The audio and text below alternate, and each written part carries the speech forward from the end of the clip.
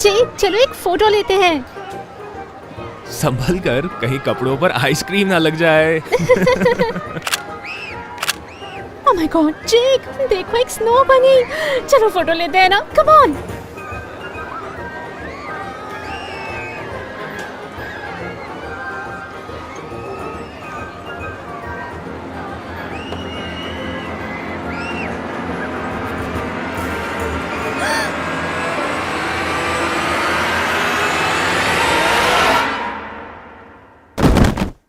जेक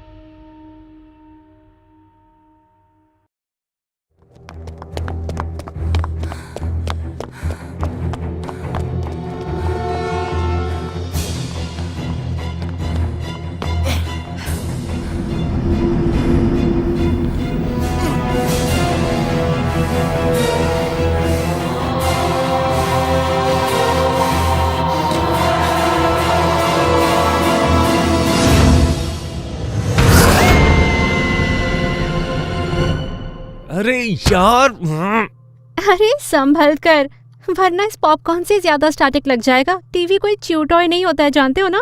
अरे कितना साफ है कि कुछ होने वाला है। सीधा सीधा दरवाजा खोल के सबके सब वहाँ से भाग क्यों नहीं जाते हैं? और ये मूवीज में लोग इतने ज्यादा बेवकूफ कैसे हो सकते हैं? जेक की बातें सुनकर मुझे हंसी आ गई। देखो तो उसे मूवी को लेकर इतना गुस्सा हो रहा है। वेल, उनमें कॉमन सेंस होता तो ये मूवीज 12 मिनट में खत्म हो जाती ना। ये वैम्पायर्स तो रात के भयानक से राक्षस होते हैं ना। और ये मूवीज में हमेशा बुढ़ा आदमी क्यों होता है जिसकी हड्डियां खराब हो, बड़े दांत हो, जेल लगाता हो बालों में और फेस पर बेबी पाउडर लगाता हो। बेब चिल करो, अगर तुमने रिलैक्स नहीं किया ना तो तुम उस वैम्पायर जैसे दिखने लगोगे। मेरी बात सुनकर जेक की हंसी छूट गई।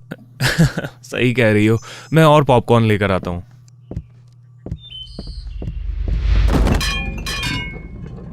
ओह माय गॉश, क्या तुम अपने आप ही गिर गए? मैं उसकी मदद करने जाने वाली थी कि अचानक वो पुशअप्स करने लगा। तुम क्या बात कर रही हो? मेरा अचानक से मन कर गया पुशअप्स करने का। जेक भी ना वहाँ से ऐसे उठ के चला गया जैसे कुछ हुआ ही ना हो। फिर वो किचन में गया और उसने पॉपकॉर्न का एक और बोल बनाया। उसके किचन की तरफ देखा तो इतना सारा जंक फूड देखकर मुझे थोड़ी घिन आ गई। शायद इतना गिरते पड़ते इसलिए रहते हो क्योंकि खाना बहुत बेकार खाते हो। मैं अपने शेफ को बुलाकर अच्छा खाना बनवा के रख दूंगी। बड़े ड्रामे के साथ जेक ने आह भरी। क्या तुम उस खाने के बारे में बात कर रही हो जो लियोनार्ड के हमले के बाद मैंने ठीक होते वक्त खाया था? सीरियसली, मैं वैम्पायर से दोबारा मुक्के खा लूंगा, लेकिन उस उबले हुए घास फूस की तरफ मैं जाऊंगा भी नहीं। मैंने भी अपनी आंखें मींची। तुम शिकायत कर रहे हो कि मैंने तुम्हारा ध्यान रखना चाहा? ये तुमसे किसने कहा? मैरियन की देख रेख में ठीक होना ये तो सबसे अच्छा एक्सपीरियंस है। जेक के घायल होने की याद अचानक मेरी आंखों के सामने आ गई और अचानक मुझे बहुत दुख महसूस हुआ। तुम्हें मेरी वजह से चोट लगी थी, इसीलिए कम से कम तुम्हारा ख्याल तो रख ही सकती थी।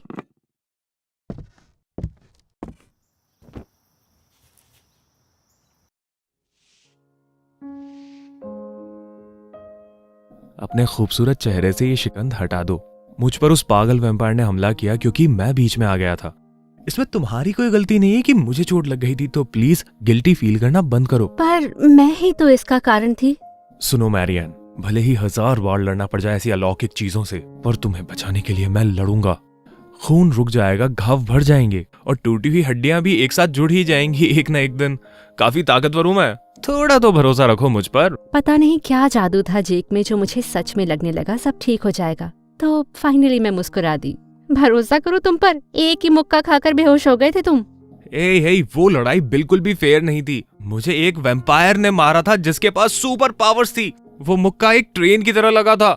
मुस्कुराकर मैंने जेक के कंधे पर सर रखा। थैंक यू जेक, बचपन में भी तुमने मुझे कई बार बचाया है। इतने सालों बाद हम मिले फिर भी तुम जरा भी नहीं बदले। इस बात की मैं शुक्रगुजार हूँ और वादा करती हूँ तुम्हें दूंगी मैं अपनी सबसे प्यारी अच्छी मैरियन केयर जिंदगी भर। मुझे प्रपोज कर रही हो?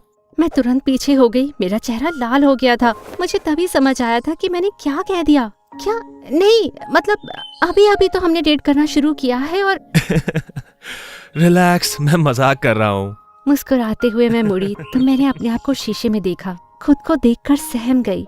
अपने असली रूप को देखकर अभी घबरा जाती हूँ। कभी कभी मिस करती हूँ मेरे बालों की वो सफेद लट और 2 रंग की आँखें। अपने ही ख्यालों में मैं खोने लगी और मेरी आंखों के सामने आया संगे मरमर जैसी त्वचा वाला एक चेहरा।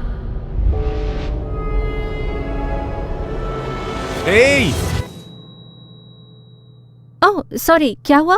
सब कुछ ठीक है ना? तुम्हारे चेहरे का रंग क्यों उड़ गया? सॉरी, ध्यान भटक गया था। क्या कह रहे थे तुम? पूछ रहा था कि अगले हफ्ते तुम फ्री हो? चलो कहीं घूमने चलते हैं, रिलैक्स करते हैं, पार्क की ताजी ताजी हवा खाते हैं। जैसे वंडरफुल पार्क? जानती हो क्या, ये बुरा आइडिया नहीं है। ऑफ कोर्स, मेरा आइडिया है। मेरे आइडियाज हमेशा बेस्ट होते हैं। अरे 1 मिनट रुको, ये पार्क वाला आइडिया मेरा था, तो इतने बढ़िया आइडिया का 50% पार्ट तो मेरा है।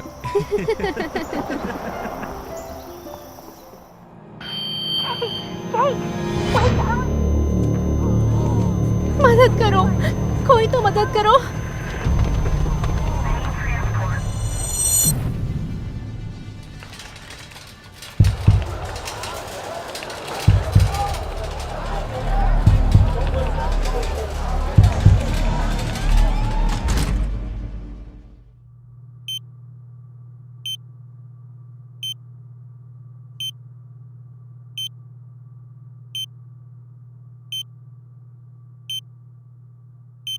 जेक के जैसा केस हमने पहले कभी नहीं देखा है। वो बस 23 साल का है, पर इसके टेस्ट रिजल्ट्स दिखाते हैं कि इसके इंटरनल ऑर्गन्स 40 साल की उम्र के इंसान के हैं। आई एम सॉरी, आखिर ऐसा हो कैसे सकता है डॉक्टर? कोई गलती हुई होगी, है ना? हम कॉन्फर्मेशन और आगे की जांच पड़ताल के लिए कुछ और टेस्ट आगे करेंगे, मैं और मेरे कॉलीग, और आगे की जांच। अभी के लिए बस इतना ही मिस मैरियन। अगर आपको कुछ भी चाहिए हो तो प्लीज नर्सेस से पूछने में हिचकिचाइएगा मत। थैंक यू डॉक्टर, आप भी अपना ख्याल रखिए।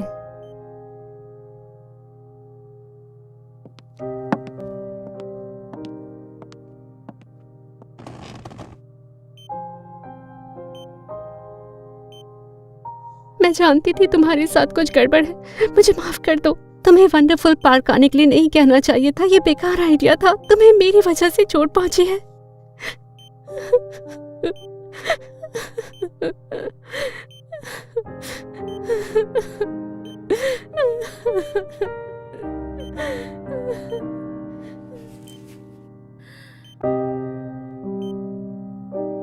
जेक, शुक्र है कि तुम्हें होश आ गया।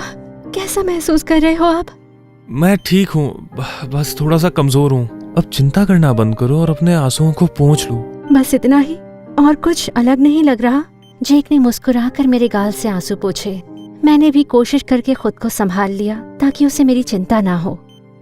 डॉक्टर ने कहा कि तुम्हारे इंटरनल ऑर्गन्स की उम्र तेजी से बढ़ रही है। हो ही नहीं सकता, मेरे रिजल्ट्स किसी बुढ़े के साथ एक्सचेंज हो गए होंगे, और कुछ नहीं है। उसके चेहरे पर चिंता थी ही नहीं। वो सही होगा, डॉक्टर से कुछ गलती हो गई होगी, पर पता नहीं क्यों मुझे बेचैनी हो रही थी। फिर भी मुस्कुराने के लिए मैंने खुद को फोर्स किया। सही कह रहे हो, पर फाइनल रिजल्ट का वेट करना होगा। अच्छा, वैसे तुम्हें कुछ चाहिए? वैसे चाहिए तो था। जेक ने मेरे होठों को देखा और मैं घबरा गई। क्या वो सीरियसली इस वक्त किस करने के बारे में सोच रहा था? हमारे बॉटल्स और नोटबुक्स टीनेजर्स के लिए बेस्ट हैं। डिस्क्रिप्शन में जरूर देखें। अभी उसका समय नहीं है जेक। जो तुम सोच रही हो वो नहीं है बुद्धू। मैं बस चाहता हूँ कि तुम घर जाकर आराम करो, काफी थकी हुई लग रही हो। पर मेरी चिंता मत करो, मेरे पेरेंट्स आते ही होंगे यहाँ पर। तुम्हें खबर देता रहूंगा। तुम जाकर अच्छे से खाना खा के सो जाओ, क्योंकि तुम मेरी हॉस्पिटल रूममेट बन जाओ, मुझे ये अच्छा नहीं लगेगा। और कसम से हॉस्पिटल के गाउन में बहुत बुरी लगोगी तुम। ठीक है मेरी सिली टाइगर, अब तो बात माननी पड़ेगी। दरवाजा खुला और जेक के पेरेंट्स कमरे में आए। वो बहुत चिंता में थे। ओ देखो, ये आ गए। हाय मॉम डैड, कैसे हो आप? मिस्टर और मिसेस डोनोवन के चेहरे पर चिंता तुरंत राहत में बदल गई। वो दोनों मुस्कुराते हुए हमारे पास आए। Hello mister missus Donovan. Hello sweetie. Jake का ध्यान रखने के लिए शुक्रिया। अब जाकर तुम आराम करो, हम संभाल लेंगे। सोने के पहले अच्छे से खाना मत भूलना। घर जाकर आराम करो बच्चे। अपने पेरेंट्स को मेरा नमस्ते बोलना। ठीक है मिस्टर डोनोवन। घर जाकर मुझे कॉल करना। मेरा ध्यान रखने के लिए थैंक्स। यू वेलकम जेक, मैं कल वापस आऊंगी। Good night. मैंने सबको बाय कहा और जाने के लिए मुड़ी। दरवाजे से जाते जाते जेक ने मुझे एक फ्लाइंग किस दी। हंसते हुए मैंने उस किस को पकड़ने का नाटक किया और आंख मारी, फिर दरवाजा बंद कर दिया।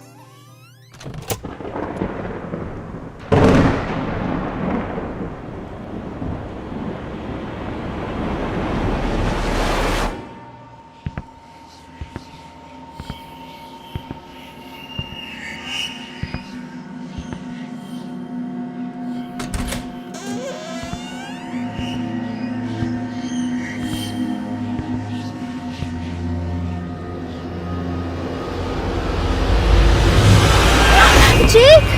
मैं बोल पड़ी। इतनी जोर से सांस लेने की कोशिश की जैसे मैं डूब रही हूँ।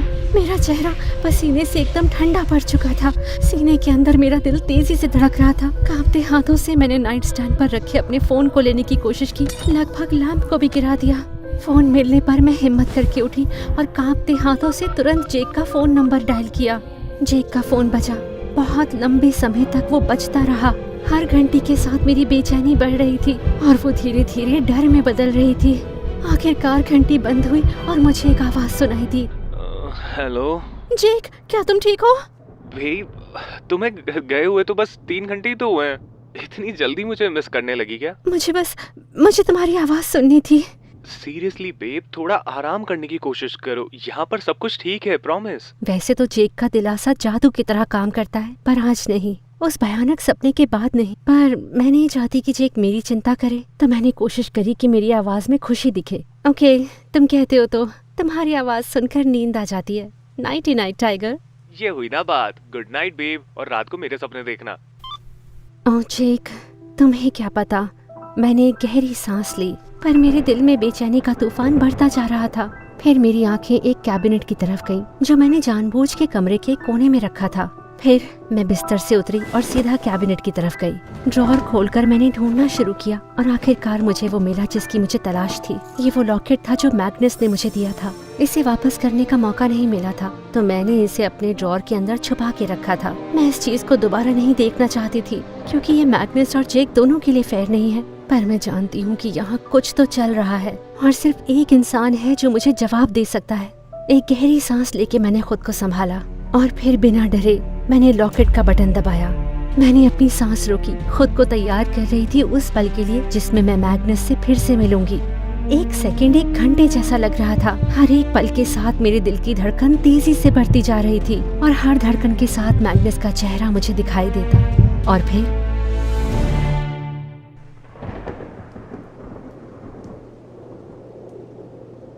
मैग्नस। मैंने लॉकेट की तरफ देखा। मुझे अब भी थोड़ी हिचकिचाहट हो रही थी। मैंने एक और गहरी सांस भरी और इस बार जोर से लॉकेट दबाकर अपनी आंखें बंद कर ली। फिर भी कुछ नहीं हुआ। फ्रस्ट्रेट होकर मैं लॉकेट दबाती रही और फाइनली रुक गया। मैंने अपनी आंखें खोली। लगता है पेंडेंट में जादू बचा नहीं। मैं हैरान हो गई। क्या ये हो सकता है कि मैग्नस ने इस लॉकेट से अपना कनेक्शन तोड़ दिया हो? धीरे धीरे मुझे सच का एहसास हुआ और मेरे दिल में उम्मीद का दिया बुझने लगा। मैंने पेंडेंट को अपने सीने से लगाया और मेरी आंखों से आंसू बहने लगे। क्या वाकई कुछ भी नहीं किया जा सकता है? अचानक जेक की शक्ल मेरी आंखों के सामने आई। वो मुस्कुराते हुए मुझे देख रहा था, मुझे दिलासा दे रहा था। इतनी चिंता मत करो बेब, सब कुछ ठीक हो जाएगा। अचानक मुझे लगने लगा कि मेरे दिल में आग लगी है। मेरे अंदर की योद्धा जाग गई है। मैंने अपने आंसू पोंछे और खड़ी हो गई। फिर मैं अपनी अलमारी में गई, अपना कोट और हैट उठाया और अपनी गाड़ी की चाबियां लेकर बाहर चली गई।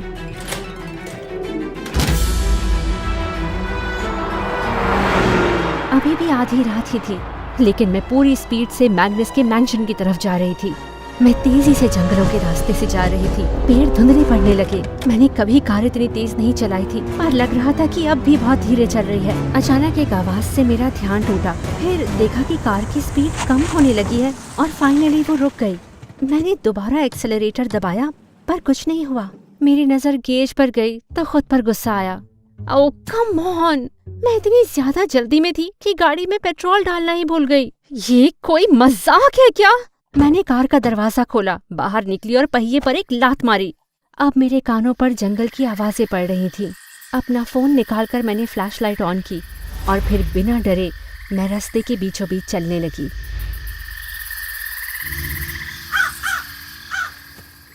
पता नहीं मैं कितनी देर से चल रही थी, पर जब मेरा जोश ठंडा पड़ने लगा मुझे एहसास हुआ कि मैं कहाँ आकर फंस गई हूँ।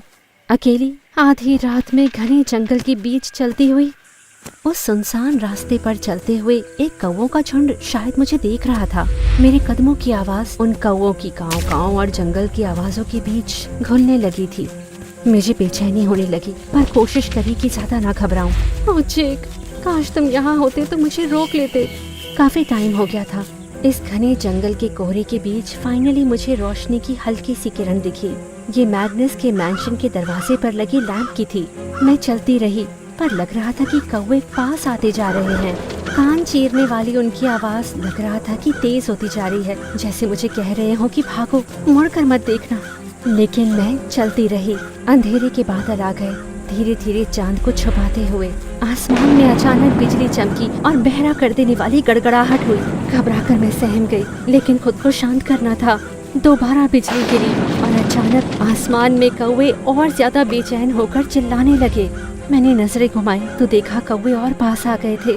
मैंने खुद को थोड़ा पीछे किया। उनकी आवाजें मेरे कान के पर्दे फाड़ रही थीं। उनकी डरावनी आंखें मुझे देख रही थीं। धीरे धीरे करके और कौवे आते गए और सारे कौवे एक एक करके मेरे पास आ रहे थे। कुछ ही सेकंड के अंदर आसपास कौवों का बड़ा झुंड इकट्ठा हो गया। मैं जहाँ नजर घुमाती बाहर निकलने का रास्ता नहीं दिखता। घबराहट और डर मुझ पर हावी हो गए और मैं चीख पड़ी, मैग्नस!